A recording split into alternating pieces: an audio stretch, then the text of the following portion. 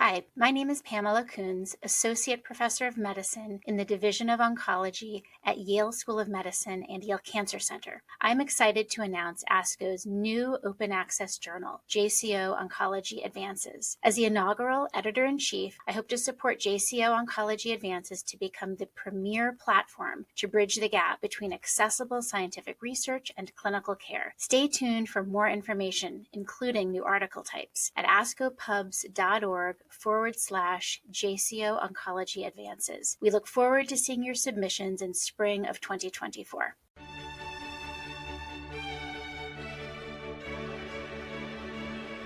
This JCO podcast provides observations and commentary on the JCO article, Treatment of Childhood Nasopharyngeal Carcinoma with Induction Chemotherapy and Concomitant Chemoradiotherapy, Results of the Children's Oncology Group ARAR-0331 study by Rodriguez Galindo et al.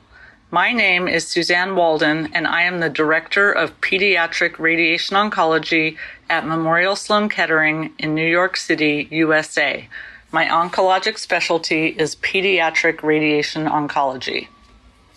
This important manuscript summarizes the results of Children's Oncology Group Protocol ARAR-0331 for childhood nasopharyngeal carcinoma.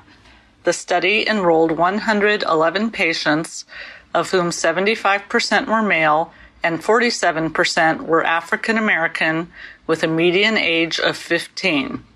Eligible patients had AJCC stage 2B to 4C disease and received 3 cycles of induction chemotherapy with 5-fluorouracil and cisplatin, followed by concurrent cisplatin and radiotherapy. 3 patients had progressive disease during induction chemotherapy, 8 were removed from the study due to physician or parent preference, and another 3 were not evaluable. This left 97 patients evaluable for response and concurrent chemoradiotherapy. Responses and radiotherapy treatment plans were not centrally reviewed, but were left to the judgment of the treating institution. All patients received 45 gray to comprehensive head and neck fields encompassing the nasopharynx and bilateral level 1 through 5 lymph nodes. A boost to the nasopharynx and residual gross nodal disease was prescribed based on response. The full dose of 70.2 gray, indicated for stable disease, was given to 18.6% of patients, while 77.3% received the protocol-specified dose for complete or partial response of 61.2 gray or lower.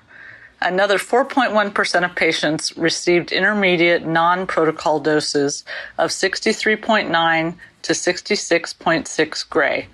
The trial was amended to reduce the cycles of concurrent cisplatin during radiotherapy to 2 from 3 after unacceptable rates of renal and gastrointestinal toxicities were reported. The trial was limited to patients age 18 years and younger and consisted primarily of American patients. It is notable that the demographics of nasopharynx cancer in these young patients differ significantly from adults with this diagnosis. Most patients are teens, since nasopharynx cancer is vanishingly rare in younger children. The majority were male, and nearly half were African American. Nasopharynx cancer is quite rare in teens of Asian descent, in stark contrast to the adult population. In international series, it has been noted that teens in countries around the Mediterranean also have relatively high incidence of this rare cancer. This study illustrates that pediatric patients are much more likely than adults to have advanced disease and WHO type 3 Epstein-Barr virus associated histology. Despite a lack of central review, the response rate appears to be quite high to induction therapy, as one might expect with WHO type 3 carcinoma. It is surprising that any patients had progressive disease, and I suspect that the rate of partial and complete response may have been even higher than what is inferred from the radiation boost doses given. Nonetheless, the strategy of induction therapy was highly successful in allowing a large majority of patients to receive reduced doses of radiation. It is important to note that all patients receive 45 gray to initial comprehensive fields rather than the 50 gray typically used for adults, and that smaller, more forgiving fractions of 1.8 gray were used in comparison to the standard 2 gray for adult head and neck cancer. While some patients received a standard adult boost of 70.2 gray, 81.4% received a lower boost dose. In most cases, this was the protocol-specified 61.2 gray, a 13% dose reduction. Even with these significantly lower doses, local control was exceptionally high, with only 5.5% of patients experiencing local failure with or without distant relapse. The successful reduction of radiotherapy doses in this study is incredibly important and by far the most newsworthy aspect of this paper. Even full or nearly grown teens experience dramatically more severe late effects from radiotherapy compared to older adults. The severity of soft tissue fibrosis 10 or more years after full doses of radiation to the head and neck is so great that many patients require feeding tubes and tracheostomies. The rate of second malignancy is also much higher in young patients. The rate of distant relapse of 10.5% was low, considering that patients with metastatic disease at diagnosis were enrolled. It is possible that with more advanced staging scans, such as FDG PET, metastatic lesions can be more easily detected and defined. In that case, they can be targeted with radiotherapy to decrease the risk of relapse. This approach has been shown to be effective in achieving cure in adults. It is unlikely that an increase in chemotherapy beyond what was used in this protocol would be tolerated or worth the added toxicity. Indeed, it is unclear whether the third cycle of concurrent cisplatin was beneficial, since there was only a trend for improved event-free survival and the cumulative toxicity is significant. One must be mindful that increases in systemic therapy have been shown to decrease tolerance for head and neck radiotherapy.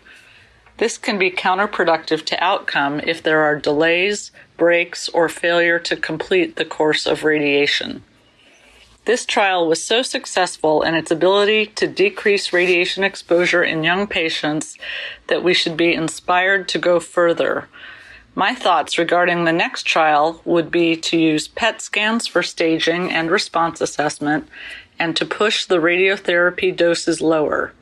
This approach is currently being investigated for adult HPV-associated head and neck cancer with doses as low as 30 gray. Perhaps in pediatric or even EBV-positive adult nasopharynx cancer, 30 to 36 gray would be enough for the comprehensive initial fields with boost doses in the range of 50 to 60 gray for those who respond favorably to induction chemotherapy. Dose reductions of this magnitude would make major differences in the acute and especially the late toxicities.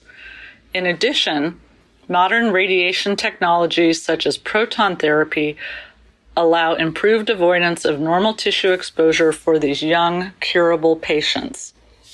In summary, this article provides evidence that response-based radiation dose reduction is possible for pediatric nasopharynx cancer.